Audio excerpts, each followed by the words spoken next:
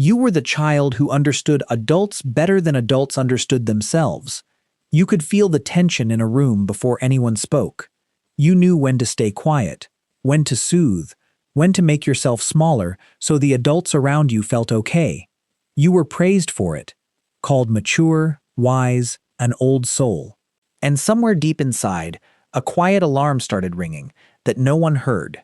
Because emotional intelligence was never supposed to be a childhood survival skill. It was supposed to grow slowly, in safety, at a pace your nervous system could keep up with.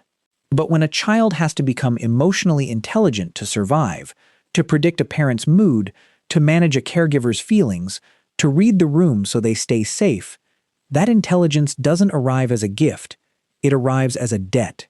And you've been paying it off ever since, in ways you might not even recognize. This is for the ones who grew up too wise, too young. The ones who could resolve conflicts at 9 and fall apart at 25. Let's walk through the signs. Welcome back to MindToAct. Today we are treating 10 signs you became emotionally intelligent too early. Let's start with the first sign. You could read adults better than they could read you. You knew a parent's mood from the sound of the door closing. You could tell when a fight was coming, when to hide, when to perform. And this skill felt powerful when you were a child. It made you feel safe. But here's the cost. That level of vigilance never turns off. The same radar that kept you safe at 10 is still scanning at 30, in rooms where no one is dangerous. The second sign is that you became the family's emotional translator. Not just for the adults, sometimes for everyone. You explained why one parent was angry. You calmed the other one down. You smoothed the conflict before it exploded, because you could see it coming before anyone else cared to look, and everybody relied on you for it. But here's what nobody noticed. While you were keeping the family's feelings in balance, you had no one translating your own. The third sign is that you learned to manage other people's emotions before you learned to manage your own. You could de-escalate a grown adult's anger. You could comfort your mother after a fight. You could soothe a friend's panic. And all of that happened before anyone ever taught you what to do with your own anger, your own sadness, your own fear. You became fluent in everyone else's feelings and mute in your own. The fourth sign is that you feel responsible for how everyone around you feels. When the room is tense, you assume it's your job to fix it. When someone is upset, you assume it's your job to carry it. When things go wrong, a part of you looks for what you could have done differently, even when nothing was ever yours to fix. This comes from the childhood equation that kept you safe. If I manage everyone's feelings, no one will be unsafe. But the equation was written for a house that no longer exists.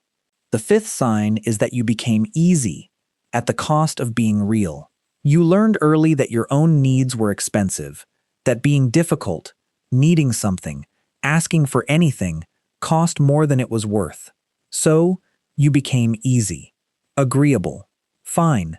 You learned to say what kept the peace, not what was true. And 30 years later, you're still not sure how to say what you actually want. The sixth sign is that you feel older than you are. On the inside, you've felt 40 since you were 12. You couldn't relate to people your own age because you'd been forced to grow up past them. And while that made you wise in ways people still comment on, it also cost you something you can't get back. The simple, careless, protected time of being young. You watched your childhood from the outside of it. The seventh sign is that you attract people who need your emotional labor, and not people who can match it. Because you learned to perform emotional care early, you became magnetic to the ones who need it, the people who are always in crisis, always leaning, always taking. And you give, because giving is the only way you know how to matter. But the imbalance eventually hollows you out, because you were never taught what it feels like to be on the receiving end. The eighth sign is that you call yourself selfish for having a need, even a normal one, even a small one. Because when you grew up being the emotional provider of the family, any need of your own felt like a betrayal. So you over-apologize, you minimize yourself, you say, "I'm fine," when you're not, and you mean it in a way that should break your own heart. You're not selfish, you're just finally touched by a need you were never allowed to have. The ninth sign is the one that surprises people. You became emotionally intelligent too early, and now you're exhausted by emotions altogether. You can do the work. You can read the room, name the feeling, give the speech, hold the space, and you're so tired of it. Because what was once survival is now just labor. And there's a part of you that wants to feel nothing, take nothing in, carry nothing, if only for a day. And the 10th sign, the one that ties it all together, you are incredibly good at taking care of others and profoundly lost when it comes to taking care of yourself. You can coach a friend through anything. You are your own worst caretaker. You know every tool, every technique, every phrase. For everyone else. And somewhere in the back of your mind, a small quiet child is still waiting for someone to use any of it on them. So here's what to do with this. And it starts with a reframe. You were not too emotional. You were too unprotected. The intelligence was never the problem.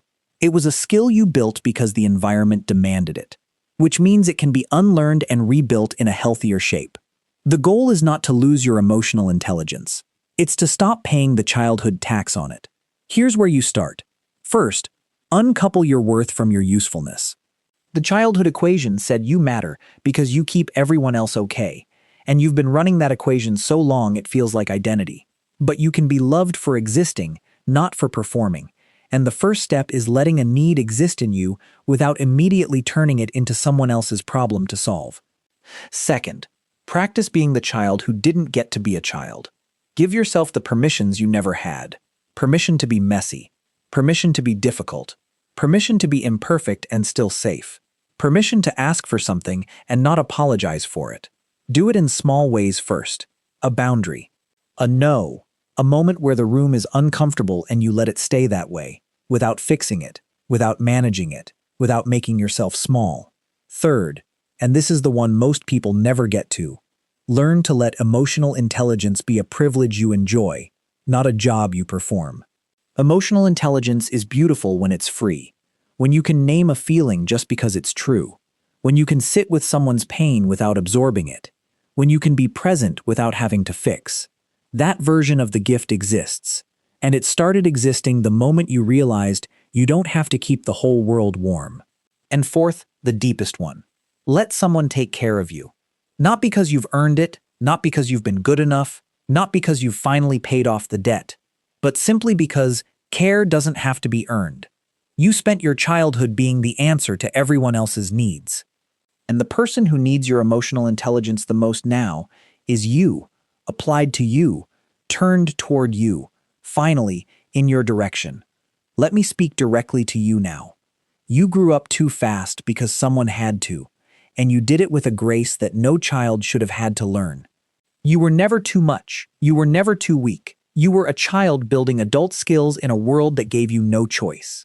And the fact that you still know how to love, still know how to read a room, still know how to be soft, that's not a wound dressed up as a gift.